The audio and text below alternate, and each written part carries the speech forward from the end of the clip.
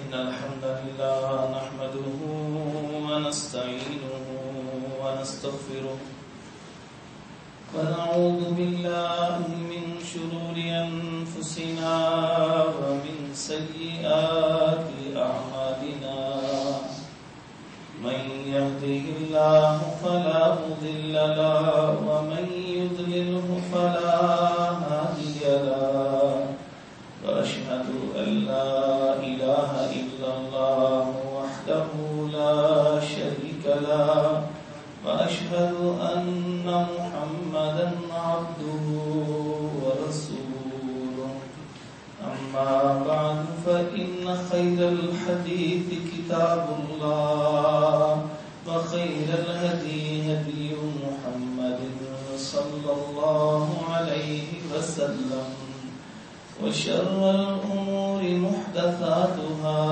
وكل محدثة بدعة وكل بدعة ضلالة وكل ضلالة في النار فأعوذ بالله من الشيطان الرجيم بسم الله الرحمن الرحيم يا أيها الذين آمنوا اتقوا الله حق تقاته ولا تموتن إلا وأنتم مسلمون يا أيها الناس اتقوا ربكم الذي خلقكم من نفس واحدة وخلق منها زوجها وبث منهما رجالا كثيرا ونساء واتقوا الله الذي تساءلون به والأرحام إن الله كان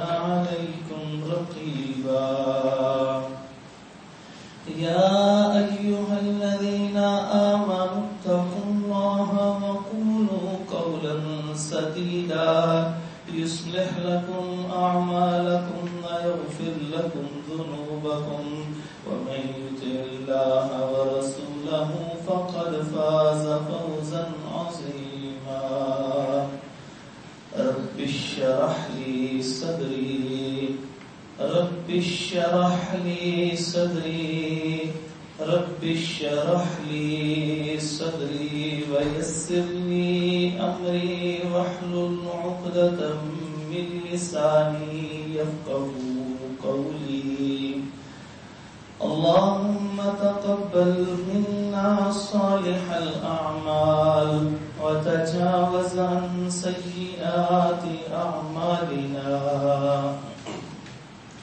اللهم طهر قلوبنا من النفاق وأعمالنا من الرياء وألسنتنا من الكذب وأعيننا من الخيانة فإنك تعلم خائنة الأعين وما تخفي الصدور اللهم إنا نسألك علما نافعا وعملا متقبلا ورزقا طيبا واسعا سهلا عاجلا حلالا مباركا فآتنا توفيق الإنفاق مما رزقتنا وشفاء من كل داء إلى أجل مسمى قال تبارك وتعالى في كلامه المجيد فأعوذ بالله من الشيطان الرجيم بسم الله الرحمن الرحيم لو أنزلنا هذا القرآن على جبل لرأيته خاشعا متصدعا من خشية الله وتلك الأمثال نضربها للناس لعلهم يتفكرون حضرات محترم اللہ تعالیٰ نے ہم پہ کرم فرما دیا اور رحمت فرمائی کہ ہمیں ہماری اس زندگی کے اندر ایک اور رمضان عطا فرما دی. کتنے ہی ایسے افراد ہوں گے کہ جو یکم رمضان یعنی اس کا چاند نکلنے سے چند لمحے پہلے اپنی دنیا کی زندگی اپنی سانسیں پوری کر کے جا رہے ہیں، اور وہ جانے والے جو چلے گئے اپنی زبان حال سے پیغام دے کے گئے کہ ہم تو چلے گئے لیکن تمہاری زندگیوں میں رمضان آئے گا اگر تو اس کی قدر کر۔ اور رمضان المبارک کے اندر ایک اہم چیز وہ دین سیکھنا ہوتا ہے، اور ہم اکثر لوگ دین سیکھنے کے لیے اس رمضان کو ایز اے ٹول استعمال کرتے ہیں۔ اتنی مصروف زندگی کہ جس کے اندر دین سیکھنے کے لیے بالکل بھی وقت انسانوں نے اپنے لیے ختم کیا ہوا ہے۔ اللہ نے ان کو وقت دیا ہوا تھا، لیکن انسانوں نے اپنی زندگی کو اتنا مصروف کر لیا کہ دین کو باقاعدہ سیکھنے کے لیے ان کے پاس کوئی وقت نہیں باقی بچا۔ اور دین کیا ہے؟ دین یہ قرآن ہے۔ اسی لیے اللہ تعالیٰ قرآن مجید میں ارشاد فرماتے ہیں، جہاں رمضان کا ذکر آیا وہاں اللہ تعالیٰ فرماتے ہیں شہر رمضان الذی انزل فیہ القرآن ھدی للناس وبینات من الھدی والفرقان۔ پھر اس کے بعد فرمایا فمن شہد منکم الشہر فلیصم، کہ یہ رمضان کا مہینہ یاد رکھنا یہ وہ مہینہ ہے کہ جس کے اندر ہم نے قرآن مجید کو نازل کیا، اور پھر فرمایا کہ اس کی یہ صفات ہیں، اور اگر تم میں سے کوئی اس مہینے میں زندہ رہے تو اس کے لیے لازم ہے کہ وہ رمضان کے روزے رکھے۔ یعنی رمضان کی جو اصل فضیلت ہے وہ روزوں کے ساتھ ساتھ جو فضیلت ہے وہ ہے قرآن مجید کی، کہ قرآن کی وجہ سے اس مہینے کی قدر و منزلت بہت بڑھ گئی۔ لیکن اس کے ساتھ ساتھ ایک آیت جو میں نے ابھی آپ کے سامنے تلاوت کی ہے کہ لو انزلنا هذا القرآن على جبل لرأيته خاشعا متصدعا من خشية الله۔ اللہ تعالیٰ فرماتے ہیں کہ اگر یہ قرآن حضرت انسان تو نے تو اس کی قدر ہی کوئی نہیں کی ہے۔ رمضان آتا ہے اوپر سے دیکھ کے 2 حرف قرآن کے پڑھنے کے بعد سمجھتا ہے میں نے 3 دفعہ قرآن پڑھ لیا، میں نے 2 دفعہ پڑھ لیا، میں نے 6 دفعہ پڑھ لیا۔ اور یہ قرآن اگر کسی پہاڑ پر نازل کیا ہوتا اللہ نے تو حضرت انسان تو دیکھتا کہ وہ اللہ کے ڈر سے خوف سے وہ ریزہ ریزہ ہو جاتا۔ یہ قرآن کیا چیز تھی کہ جس کے خوف کی وجہ سے پہاڑ ریزہ ریزہ ہو جائے؟ پہاڑ وہ ہے کہ جن کے ساتھ جتنا بڑا مرضی بلاسٹ کر دیا جائے وہ پورا پہاڑ کبھی تباہ نہیں ہوتا۔ اور اللہ تعالیٰ نے اس ہلتی زمین کے اوپر والجبال اوتادا اس پہاڑوں کو بطور میخ کاٹ دیا تھا، پوری زمین ہلنے سے رک گئی تھی۔ یہ اتنا بڑا پہاڑ اللہ فرماتے ہیں کہ جس نے وہ پیدا کیا ہے وہ فرما رہا ہے کہ اس کے کلام کی تاب نہیں لا سکتا تھا۔ حضرت انسان تجھے کلام دیا، تجھے مسلمان بنایا، تیرے گھر کے اندر قرآن پڑا ہوا ہے، تابوں میں سجایا جاتا ہوں، دھو دھو کے پلایا جاتا ہوں، بس انہی کاموں کے لیے رکھا ہوا قرآن۔ نبی پاک صلی اللہ علیہ وسلم نے ارشاد فرمایا، اس فرمان سے پہلے وہ ایک تصور کر لیجیے کہ قیامت کے دن میں جس وقت انسان پریشانی کے عالم میں ارد گرد دیکھ رہا ہوگا کہ کوئی آئے اور میری سفارش کر دے۔ یہ نہیں ہے اسلام میں کہ سفارش کا تصور نہیں ہے قیامت والے دن۔ من ذا الذی یشفع عندہ الا باذنہ، اللہ کے حکم سے سفارش ہوگی، یہ ہے اصل تصور۔ اپنی مرضی سے کوئی بھی نہیں سفارش کر سکتا، جس کو اللہ تعالیٰ اجازت دے گے۔ تو اور نبی پاک صلی اللہ علیہ وسلم نے ارشاد فرمایا کہ یہ قرآن جو ہے القرآن حجت لک او علیک، یہ قرآن آئے گا یا تو تمہارے حق میں سفارش کرے گا کہ یا اللہ اس کو بخش دے، اس کا میرا بڑا تعلق تھا، یا پھر وہ آگے کہے گا یا اللہ اس نے مجھے چھوڑ دیا، تو بھی آج اس کو چھوڑ دے، اس کی طرف نظر کرم کرنا چھوڑ دے، اس کو جنت سے دور کر دے۔ اور اگر ہمارے خلاف یہ قرآن سفارش کرنے والا ہو گیا تو پھر ہمارا کوئی بچت کا سلسلہ نہیں رہے گا۔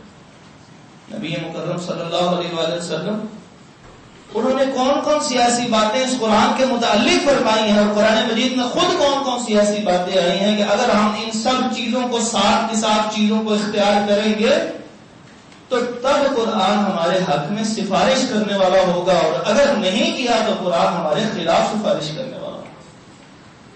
ان میں سب سے پہلی چیز جو اللہ تبارک و تعالیٰ نے ارشاد فرمائی کہ یا ایھا الذین آمنوا، ایمان کے دعوے کرتے ہو، آمنوا باللہ ورسولہ، تمہارا ایمان کا دعویٰ تو ہے لیکن حقیقت میں اللہ اس کے رسول پر ایمان لاؤ، والکتاب الذی نزل علی رسولہ، اور جو کتاب ہم نے اپنے رسول پہ نازل کی ہے جس کو قرآن کہا جاتا ہے، اس کے اوپر تمہیں ایمان لانا ہوگا جیسے ایمان لانے کا حق ہے۔ ذرا کوئی چیز دیکھی ایمان متزلزل ہو جاتا ہے، ذرا سائنس نے کوئی ایک اپنی نئی دریافت اور اپنی نئی تھیوری پیش کی، اس کو لا کے طور پر پیش کیا کہ سائنس یہ کہتی ہے، ساتھ ہی قرآن مجید کی آیات کو بدلنا شروع کر دیتے ہیں اس کی تفسیر کو۔ یہ مسلمانوں کا حال ہے، چھوٹی چھوٹی بات پہ مسلمانوں کی اولادیں جو ہے، نسلیں جنہوں نے نہ قرآن سمجھا نہ پڑھا نہ ہم نے ان کو سمجھایا، اور وہ بہتتی چلی جا رہی ہیں۔ چھوٹی چھوٹی چیزیں احساس نہیں ہے، اور قرآن پہ ایمان کو اس درجے کا نہیں ہے، لفظوں کے اندر ہے، ہم قرآن کو مانتے ہیں حقیقت میں نہیں مانتے۔ قرآن مجید کے اندر شہد کے بارے میں شفا کا تصور دیا گیا ہے، تو ایک صحابی جس وقت آئے تھے آ کے کہنے لگے اللہ کے نبی صلی اللہ علیہ وسلم میرے بھائی کا پیٹ خراب ہے، نبی پاک صلی اللہ علیہ وسلم نے فرمایا جا کے شہد دے دو۔ انہوں نے شہد دیا، واپس ہے کہنے لگے طبیعت اور خراب ہو گئی ہے، آپ صلی اللہ علیہ وسلم نے فرمایا پھر شہد دے دو، پھر آئے آ کے کہنے لگے طبیعت خراب سے خراب تر ہوتی چلی جا رہی ہے، نبی پاک صلی اللہ علیہ وسلم نے ارشاد فرمایا صدق اللہ، اللہ نے قرآن میں سچ کہا ہے کہ اس میں شفا ہے۔ وَقَالَ وَبَطْنُ أَخِيكَ، تیرے بھائی کا پیٹ جھوٹ بولتا ہے، جا کے اس ایمان کے عقیدے کے ساتھ دیکھ شہد۔ اور جس وقت وہ صحابی نے جا کے شہد دیا تو کہنے لگا جناب اب طبیعت بہتر ہو گئی۔ یعنی جو الفاظ آئے ہیں اس کی اس عطا گہرائیوں کے ساتھ جب انسان عمل کرتا ہے تو قرآن اس عمل کرنے والے کو کبھی مایوس نہیں کرتا، ورنہ کتنے لوگ بیمار ہوتے ہیں، وہ پوچھتے پھرتے ہیں وظیفہ کیا پڑھیں گے، کون سی سورت پڑھیں گے ہمارا رزق تو کھل جائے، کون سی ایسی چیز پڑھیں گے رشتہ نہیں ہو رہا، بیٹیاں جوان گھروں میں موجود ہیں، بہنیں ہیں ان کا رشتہ نہیں ہو رہا، بڑے پریشان ہیں، لگتا ہے کسی نے رزق باندھ دیا ہے۔ وہ ایک اللہ ہے یبسط الرزق لمن یشاء ویقدر، جس کا چاہے رزق کھول دے جس کا چاہے تنگ کر دے، وہ بادشاہ ہے، یہ دوسروں کے اوپر سوچ کے بیٹھا اس نے میرا رزق باندھ دیا۔ کہتے ہیں قرآن کی کون سی صورت پڑھیں گے تو ٹھیک ہو جائیں گے، قرآن کا ایک لفظ پڑھ لو ایمان سے، ان اللہ علی کل شیء قدیر واللہ خیر الرازقین، اس عقیدہ کے ساتھ تو پڑھو کہ اللہ ہی سب سے زیادہ، اللہ ہی بہترین رزق دینے والا ہے، اللہ ہر چیز کے اوپر قادر ہے، کوئی طرح رزق نہیں باندھ سکتا۔ اگر یہ عقیدے کے ساتھ ایک جملہ بھی کہہ دیا، لیکن عقیدہ وہ ہو جو زبان پہ نہ ہو بلکہ دل کی عطا گہرائیوں میں موجود ہے۔ ہمارے عقیدوں میں کمی آ چکی، ہر بندہ کہتا ہے کل نفس ذائقۃ الموت، کل نفس ذائقۃ الموت، کل نفس ذائقۃ الموت، ہر ایک نے دنیا سے چلے جانا ہے، مرنا ہے، موت کا مزہ چکھنا ہے، لیکن جس وقت باری آتی ہے اپنی موت کے تصور سے متعلق تو اس وقت ایمان اصل آتا ہے کہ جس وقت ڈاکٹر صاحب جواب دیتے ہیں کہ لے جاؤ ابا جی کو، لے جاؤ اماں جی کو، لے جاؤ اپنے مریض کو، اپنے رشتے دار کو، اس وقت اس لمحے یقین آتا ہے ہاں موت دین تکرار کرتا آیا ہے، جنازے ساری زندگی پڑھتا آیا ہے، اعلانات سنتے آیا ہے، حضرات ایک ضروری اعلان سنیے، فلاں بن فلاں آج رضائے الہی سے انتقال کر گئے۔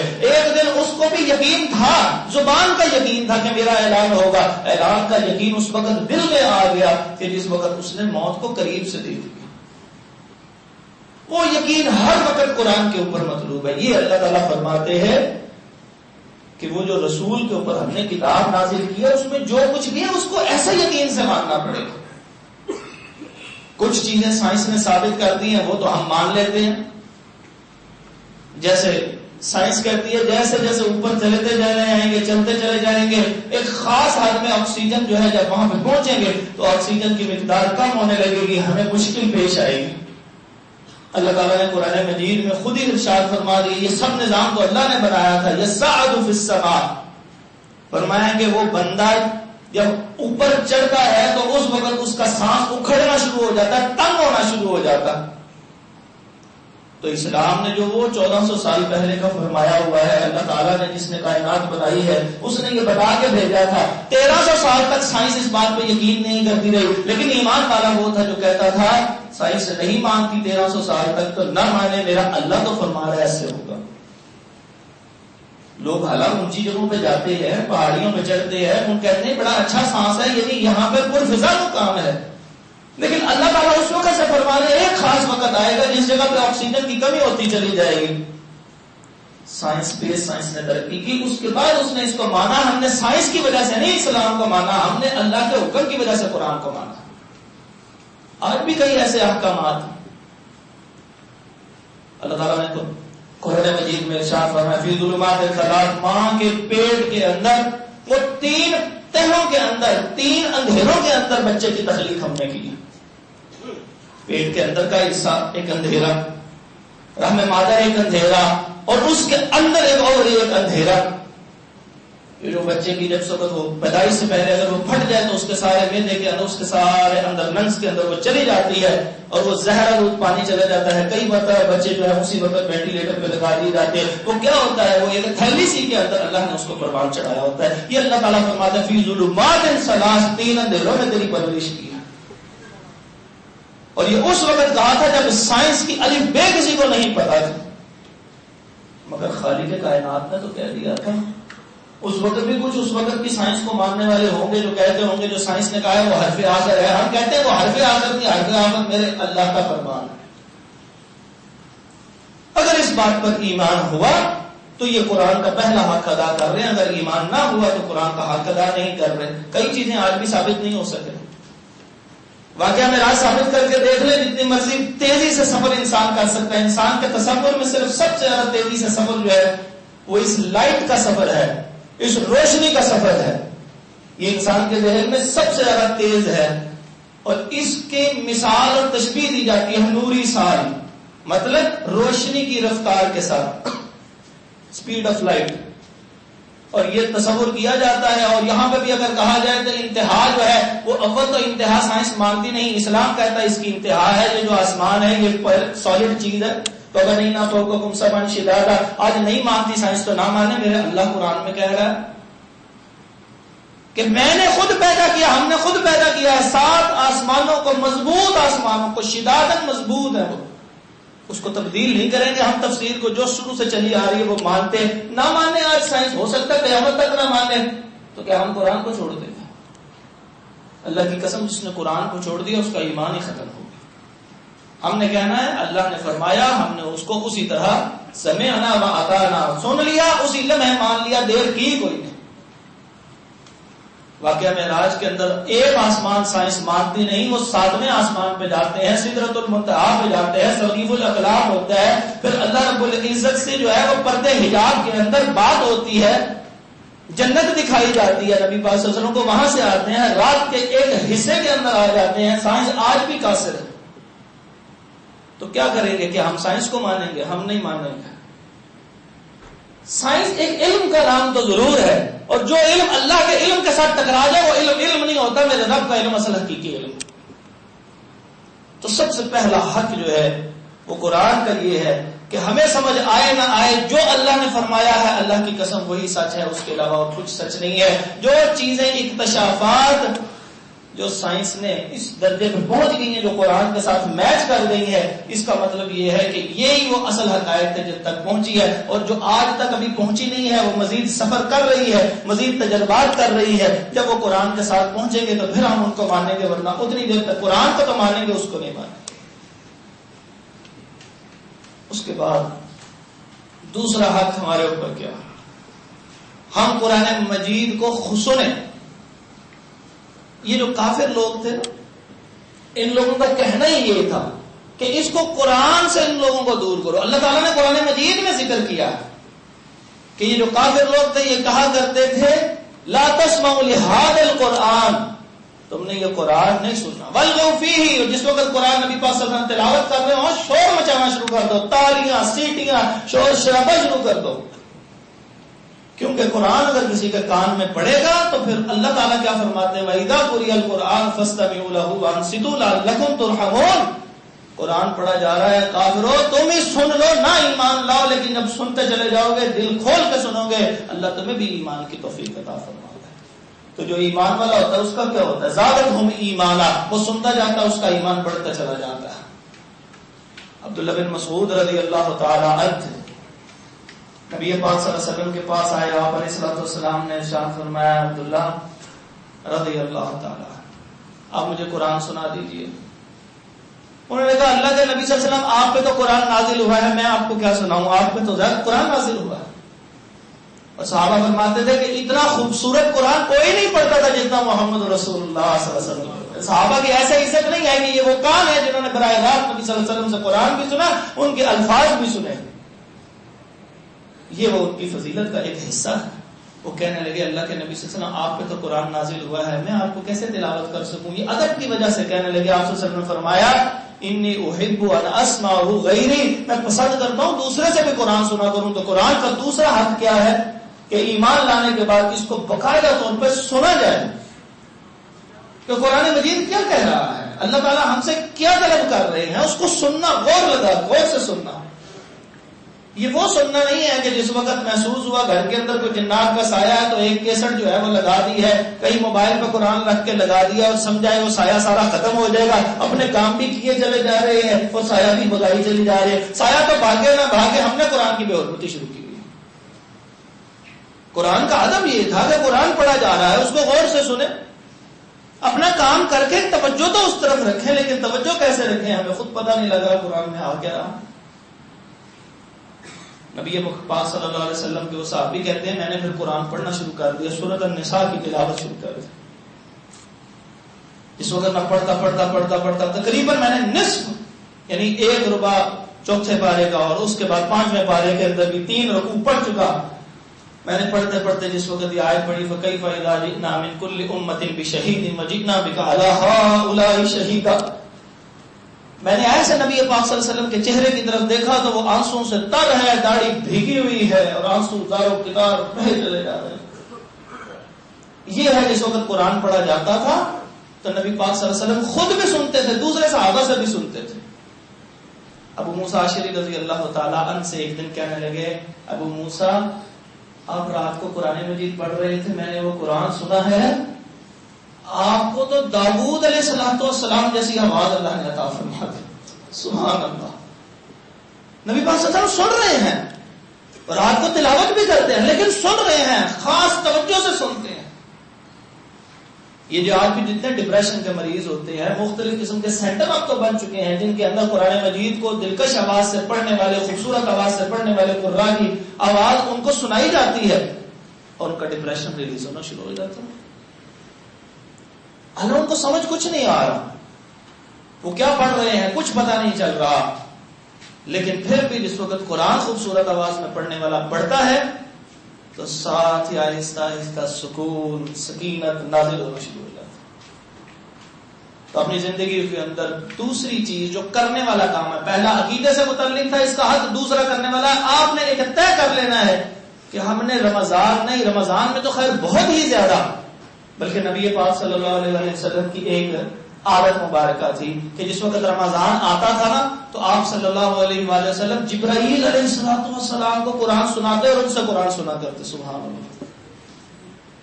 صرف سنایا نہیں ہے، سن بھی رہے ہیں، دور کر رہے ہیں. دور کرنا حافظ جانتے ہیں کہ وہ ایک کچھ 2-4 رکوع خود پڑھتے ہیں، 2-4 کسی سے سنتے ہیں. کبھی کوئی ایک رکوع کے ساتھ دور کر رہا ہے، ایک سنتا ہے، ایک سناتا ہے، ایک سنتا ہے، ایک سناتا ہے. کبھی اس پارا سنا رہے. پورے قرآن کا ایک دفعہ تفصیلی دور کیا کرتے تھے نبی صلی اللہ علیہ وسلم. اس کے اندر قرآن سننا بھی آتا ہے کہ نبی پاک صلی اللہ علیہ وسلم اگر قرآن سن سکتے ہیں تو ہم بھی اپنے بچوں سے قرآن سنیں. تیسرا اس کا حق وہ ہے تلاوت کا، کہ قرآن مجید کی تلاوت کی جائے، قرآن مجید کو پڑھا جائے. الحمدللہ ثم الحمدللہ ثم الحمدللہ. رمضان آتا ہے قرآن کھل جاتے ہیں، ہم تلاوت کرنا شروع کر دیتے ہیں. ہمیں بہت ساری روایات ہمیں یاد ہوتی ہیں کہ قرآن پڑھنے کے یہ فضائل ہیں. مشہور روایت ہے نبی پاک صلی اللہ علیہ وسلم نے فرمایا میں یہ نہیں کہتا کہ الف لام میم ایک حرف ہے، الف علیحدہ ہے، لام علیحدہ ہے، میم علیحدہ ہے. تو ہر حرف کے پڑھنے پہ 30 نیکیاں ہیں، اور یہ وہ نیکیاں ہیں جو بغیر سمجھے بھی قرآن کی میسر آ جائیں گی. بعض ناعاقبت اندیش آدمی جن کو قرآن و حدیث سے کوئی شغف نہیں، کچھ سمجھ نہیں، وہ کہتے ہیں جب تک سمجھیں گے نہیں قرآن پڑھنے کا فائدہ کوئی نہیں. نبی مکرم صلی اللہ علیہ وسلم پہ قربان جائیے، انہوں نے مثال وہ دی تھی کہ جو اس عقل کے اندھے کے لیے بالکل کافی تھی اگر سمجھنا چاہتا. نبی پاک صلی اللہ علیہ وسلم نے الف لام میم کی مثال دی ہے، اور یہ وہ حروف ہیں جن کے متعلق فرمایا اللہ اعلم بمرادہ. جبرائیل علیہ السلام بھی اس کا مطلب نہیں جانتے، صرف اللہ اکیلا جانتا. اور جس کی مثال کے ساتھ نبی صلی اللہ علیہ وسلم فرما رہے ہیں اس کی 3 الگ الگ 30 نیکیاں بنتی ہیں. اس کا مطلب الف لام میم کی تو کسی کو بھی سمجھ نہیں، بس ایمان ہے کہ اللہ نے فرمایا ہے، کیا مطلب ہے وہ اللہ بہتر جانتا. اس کا مطلب یہ ہوا کہ جو قرآن مجید کو سمجھ نہیں بھی آتا وہ بھی پڑھ رہا ہے، اللہ اس کو بھی نیکیاں ہر حرف پہ 10 ہی دے رہا ہے، اللہ کو دنیا کے بادشاہوں کی طرح۔ نبی مکرم صلی اللہ علیہ وسلم نے ارشاد فرمایا ایک بڑا کھلا میدان ہو، اول تا آخر جن و انس سب کٹھے ہو جائے اور اللہ رب العزت سے اپنی طلب کرنے لگے، یا اللہ مجھے یہ عطا فرما، یا اللہ مجھے یہ عطا فرما، یا اللہ مجھے بھی یہ عطا فرما، سب کچھ مانگتے رہے، اللہ تعالیٰ وہ بھی عطا فرمائے، اس کا مثل بھی عطا فرما دے، تب بھی اللہ کے خزانوں میں اتنی کمی بھی نہیں ہوتی کہ چڑیا جو ہے وہ سمندر سے اگر کوئی گھونٹ بھر لے تو سمندر میں تو کمی ہو سکتی ہے، اللہ کے خزانوں میں کمی نہیں ہو سکتی۔ یہ اس مالک سے مانگ رہے ہیں، صرف اس کے الفاظ پڑھ رہے ہیں، ابھی عمل کریں گے تو کیا بنے گا، صرف اس کے الفاظ پڑھ رہے ہیں۔ ایک صحابی نبی پاک صلی اللہ علیہ وسلم کے پاس آ گئے، غالباً یہ حضرت حذیفہ رضی اللہ تعالیٰ، کہنے لگے کہ میں آیا نبی پاک صلی اللہ علیہ وسلم نماز پڑھ رہے تھے، نبی ساتھ کھڑا ہو گیا کہ میں بھی پڑھتا ہوں۔ کہتے نبی پاک صلی اللہ علیہ وسلم نے سورۃ الفاتحہ کے بعد سورۃ البقرہ کی تلاوت شروع کر دی، خوبصورت آغاز کے اندر ترتیل کے ساتھ نبی پاک صلی اللہ علیہ وسلم پڑھتے چلے جا رہے ہیں، پڑھتے جا، کہتے ہیں جس وقت 100 کے قریب آیت ہونے لگی میں نے کہا 100 آیتیں ہوں گی تو رکوع کریں گے، کہتے ہیں جس وقت 100 آیتیں گزر گئی، 286 آیات ہیں اس کی، 100 آیات گزر گئی، نبی صلی اللہ علیہ وسلم پڑھتے جا رہے ہیں، پڑھتے جا رہے ہیں، پڑھتے ہیں، سورۃ البقرہ مکمل ہوگی، مجھے اندازہ ہوا شاید سورۃ البقرہ مکمل ہوگی تو رکوع کریں گے، نبی پاک صلی اللہ علیہ وسلم نے سورۃ آل عمران شروع کر دی، سورۃ آل عمران پڑھتے جا رہے ہیں، 200 آیات ہیں اس کی، سورۃ آل عمران پڑھتے جا رہے ہیں، سورۃ آل عمران کہنے لگے مجھے خیال ہے کہ سورۃ آل عمران مکمل ہوگی تو تب رکوع کریں گے، آپ صلی اللہ علیہ وسلم نے سورۃ نساء شروع کر دی، 176 اس کی آیات۔ اس طرح نبی مکرم صلی اللہ علیہ وسلم کو تلاوت کی عادت تھی۔ ایک رکعت میں بتائیے کتنے حافظ ایسے ہیں جو ایک رکعت میں یہ 3 سورتیں 5.25 پارے ایک رکعت میں کون پڑھتا ہے؟ اور جو پڑھتے ہیں ماشاءاللہ اللہ ان کو قبول فرمائے، ان کی سمجھ بھی کچھ نہیں آتے، ان کے آخری لفظ کا پتہ لگتا ہے کہ یعلمون تھا کہ تعلمون تھا، لفظ کی کوئی سمجھ نہیں آ رہی، اور اگر امام صاحب تھوڑا سا آہستہ تلاوت کر کے تراویح پڑھا دے تو پھر کیا کہا جاتا ہے؟ کہتے ہیں آپ کو تو کوئی کام ہی نہیں ہے، ہمیں تو دنیا کے اور بھی بڑے کام ہیں، ابھی سونا بھی ہے، صبح بھی ہونی ہے، آپ کا خیال تھا ساری کی ساری چلے جائے، 100 قسم کی باتیں کرنا شروع کر دیتے ہیں، یہ نہیں پتا کہ قرآن پڑھا جا رہا ہے۔ جس نماز کے حلقے پڑھانے کا حکم ہے وہ کون سی نماز تھی؟ وہ فرض نماز تھی، صرف نفل نماز کا کس نے کہا تھا کہ یہ ہلکی پڑھائی جائے گی؟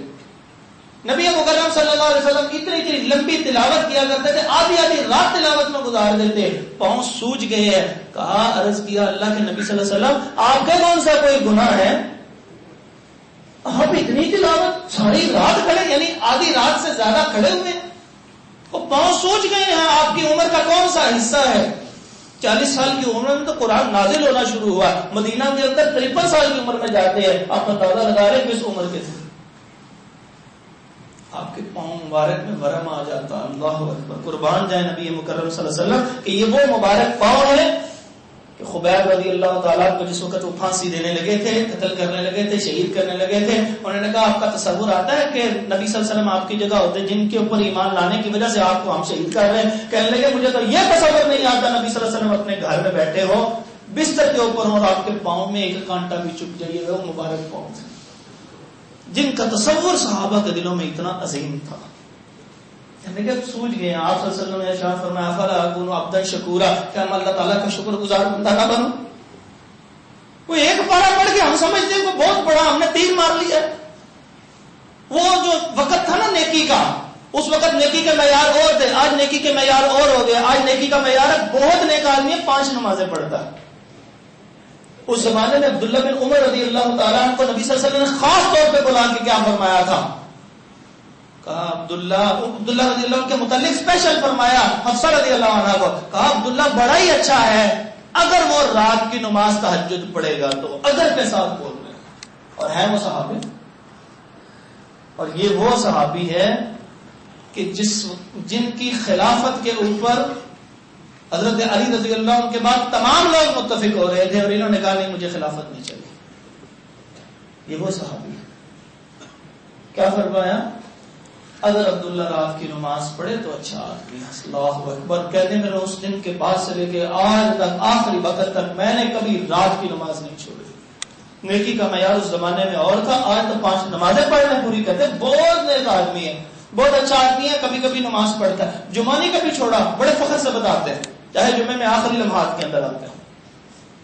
یہ تھی وہ تلاوت کی کیفیت اس زمانے میں، اتنی محبت تھی، کرتے چلے جاتے تھے، پڑھتے چلے جاتے تھے۔ تقریباً 150 حروف ہیں سورۃ الفاتحہ کے، آپ ایک دفعہ پڑھتے ہیں، قیامت کے دن جس ایک ایک نیکی کو انسان ترسے گا، اس وقت یہ 1500 نیکیاں اس کے کھاتے میں ڈال دی جائیں گی، ایک دفعہ سورۃ الفاتحہ پڑھنے میں۔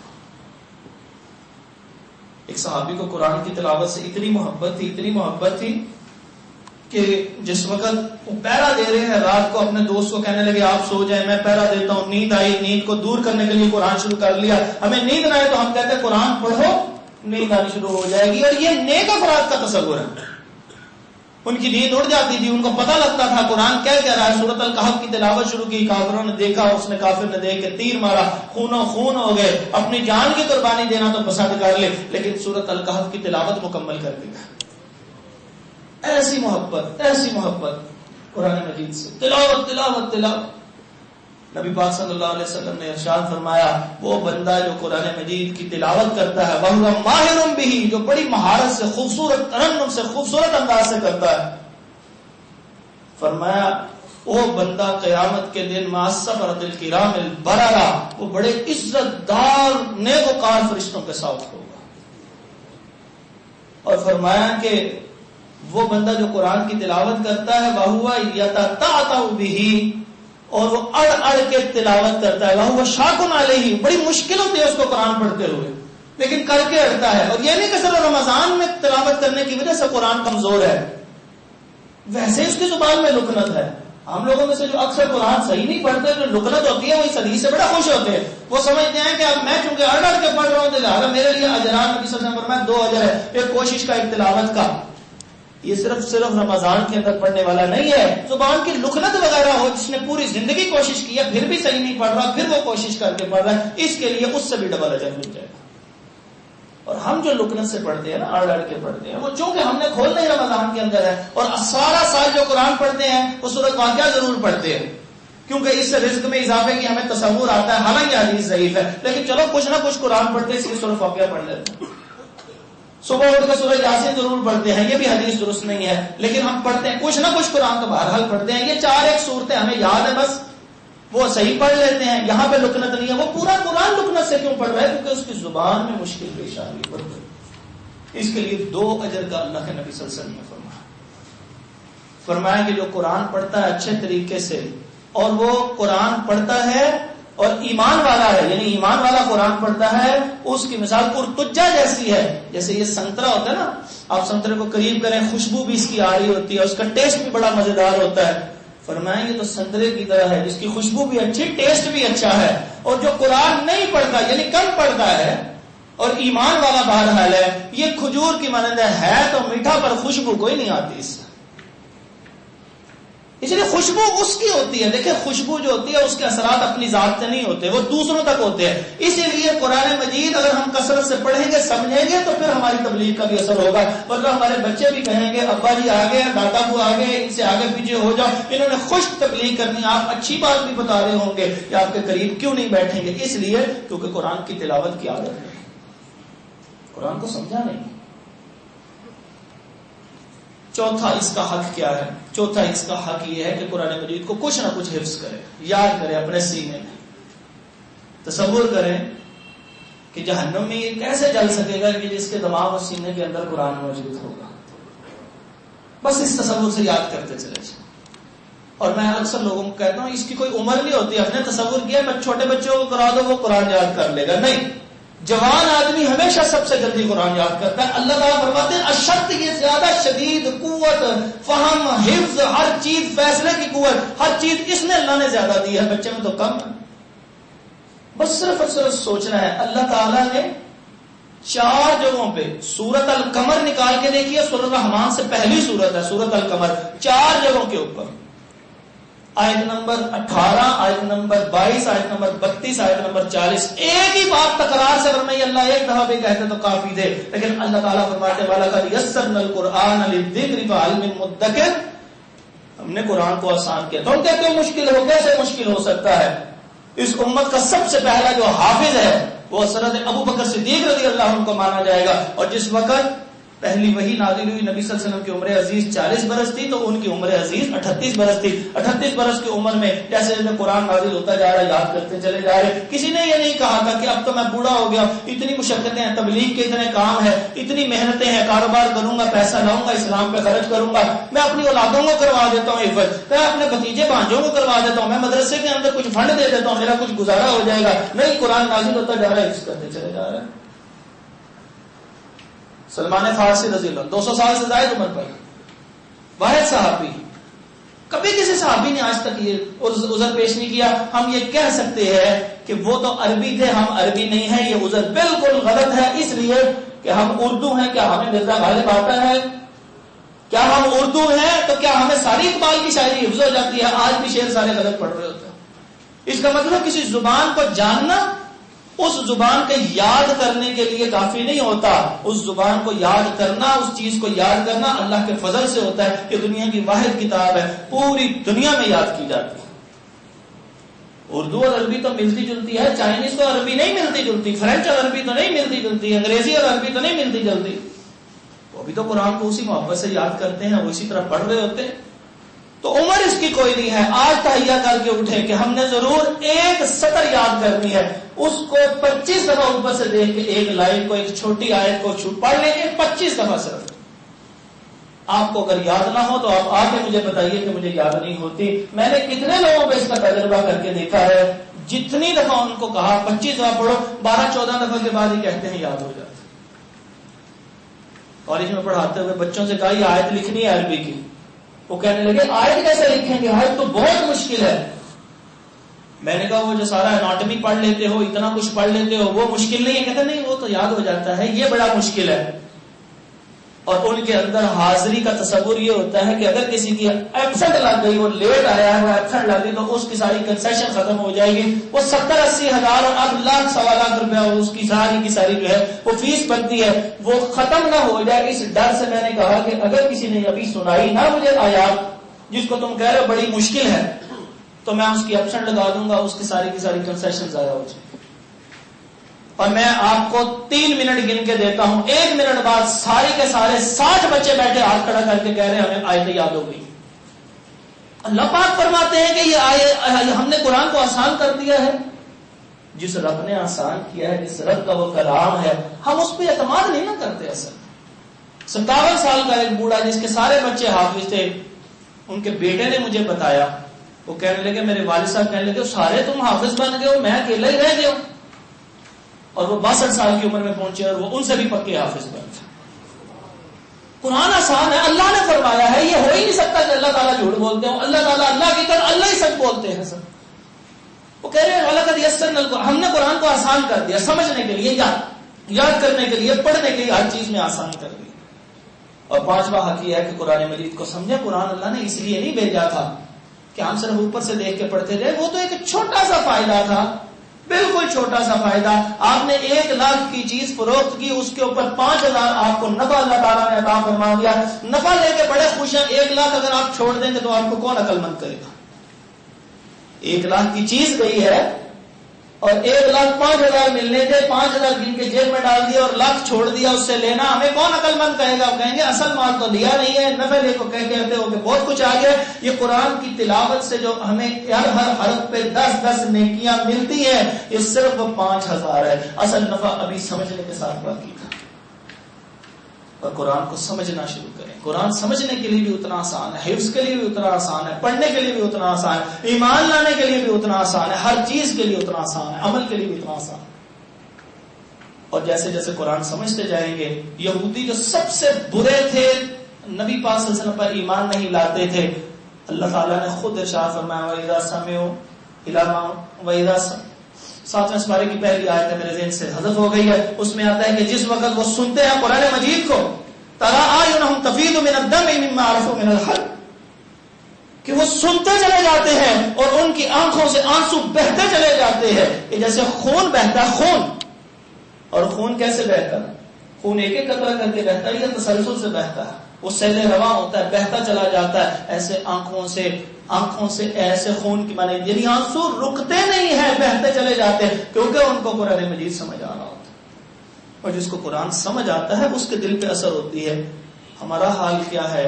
ادھر پورا سپارہ سنتے ہیں، اور یہ بڑے نیک افراد ہیں جو سپارہ سنتے ہیں. اللہ تعالیٰ ان افراد کی زندگیوں میں برکت عطا فرمائے، لیکن پورا قرآن گزر جاتا ہے، القاریہ کا مطلب نہیں پتا. اس کے اوپر بھی شاید دماغ کے اندر کوئی سوچ چل رہی ہو، کاروبار کے کوئی امتحانات چل رہے ہو، کس کو دینا تھا، کس سے لینا تھا، اس نے کیوں نہیں دیا، زکات کہاں سے دینی ہے، نیکی کے خیالات بھی شاید چل رہے ہو.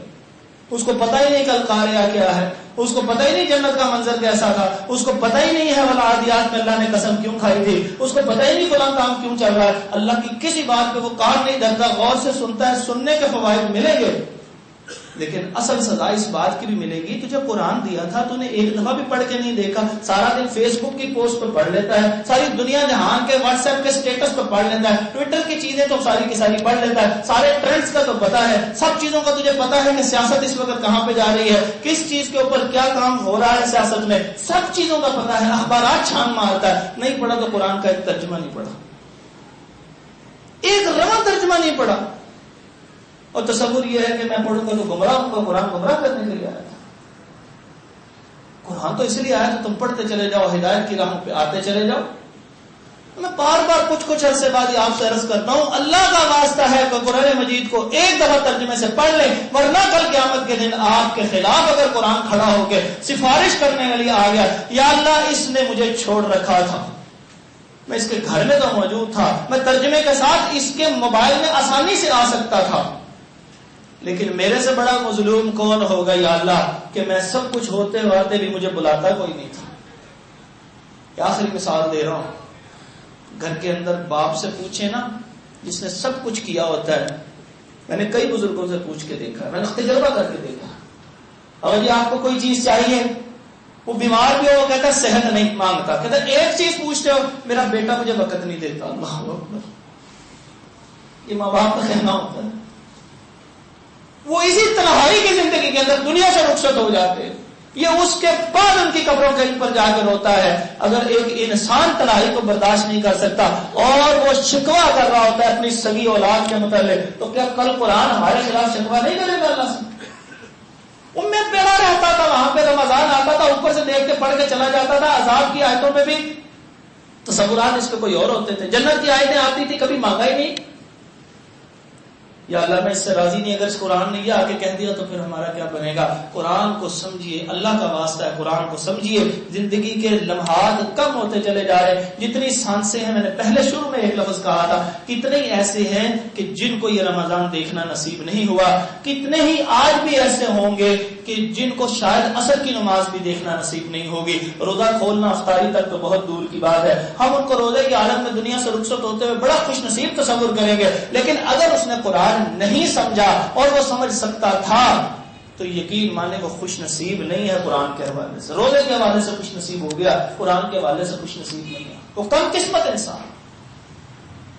یہ بہت سمجھنے والی اور بڑی قیمتی اور اسی قیمتی کتاب کے ذریعے اللہ فضیلتیں عطا فرماتا ہے. اللہ تبارک و تعالیٰ اس کے عمل کی بھی ہمیں توفیق عطا فرمائے، اس کی تبلیغ کی بھی توفیق عطا فرمائے، اور اس کو سمجھ کے پڑھنا اور سننا اور اس کو حفظ کرنا، اس پہ ایمان لانا، ساتوں حقوق کے اوپر اللہ عمل کرنے کی توفیق عطا فرمائے کہ کل قیامت کے دن قرآن آئے اور ہماری سفارش کرے اللہ کے حکم سے، یا اللہ تو اس کو بخش دے کہ یہ میرے سے محبت کرتا تھا، مجھے پڑھتا تھا، مجھے سنتا تھا، میرے پہ ایمان لاتا تھا، میری تبلیغ کرتا تھا، میرے پہ عمل کرتا تھا، مجھے سمجھتا تھا.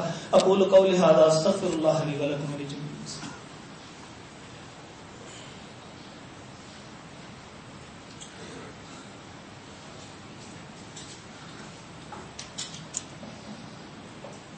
ان الحمد لله نحمده ونستعينه ونستغفره ونعوذ بالله من شرور أنفسنا ومن سيئات أعمالنا من يهده الله فلا مضل له ومن يضلل فلا هادي له وأشهد أن لا إله إلا الله وحده لا شريك له وأشهد أن محمدا عبده ورسوله.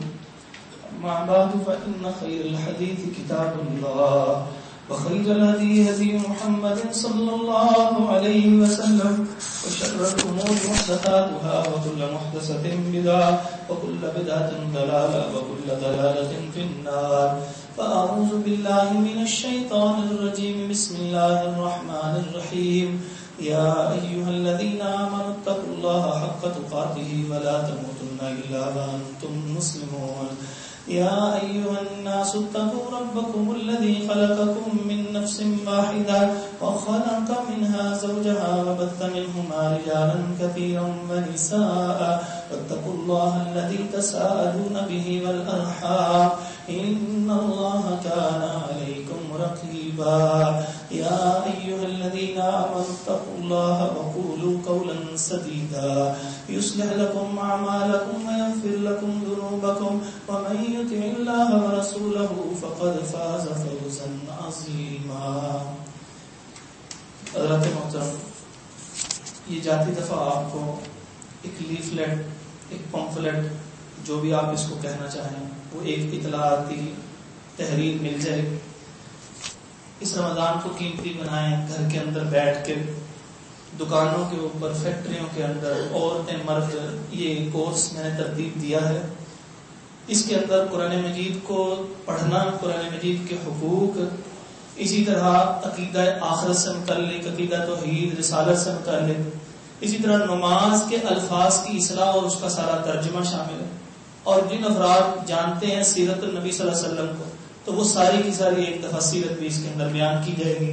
روزمرہ کی چند دعائیں بھی شامل ہیں، اور اسی کے اندر تقریباً 26 کے قریب غیر مسلموں اور لبرل مسلمانوں کے جو اعتراضات ہیں اسلام پہ، اس کا بھی جواب دیا جائے گا. 40 منٹ سے 45 منٹ کی ایک کلاس ہے روزانہ، اور آپ اس کو جوائن کر سکتے ہیں. جیسے واٹس ایپ ہوتا ہے، اسی طرح زوم ہے ایک اپلیکیشن، اس کے اوپر جوائن کے اوپر لکھیں. یہ 3 اس کی زوم آئی ڈیز بھی موجود ہیں. جیسے ٹیلی فون نمبر ہوتا ہے، ایسے زوم کی آئی ڈی ہوتی ہے. اس کو کلک کریں، اس کے بعد اس کا پاسورڈ ہے 1 2 3 4. بس اس کو آپ دبائیں گے تو وہ جو 3 الگ الگ اوقات میں ایک ہی کورس ہو رہا ہے، جس وقت آپ مناسب سمجھے آپ ضرور اس کے اندر شرکت کریں. اگر دین کو سیکھنا چاہتے ہیں، اور مجھے امید ہے آپ کے اندر مجھ سے بھی زیادہ تڑپ ہوگی دین کو سیکھنے کے لیے. اللہ تبارک و تعالی ہمیں دین سیکھنے اور سکھانے والا بنائے، اس کے اوپر عمل کرنے والا بنائے. اللہ تعالی ہمارے گناہوں کی بخشش فرما دے، بیماروں کو اللہ شفا عطا فرما دے. جتنے تنگ دست ہیں اللہ تعالی ان کی تنگ دستی کو دور فرما دے، مقروضوں کے قرضوں کو ادا فرما دے. سبحان ربک رب العزت عما یصفون وسلام علی المرسلین والحمد للہ رب العالمین.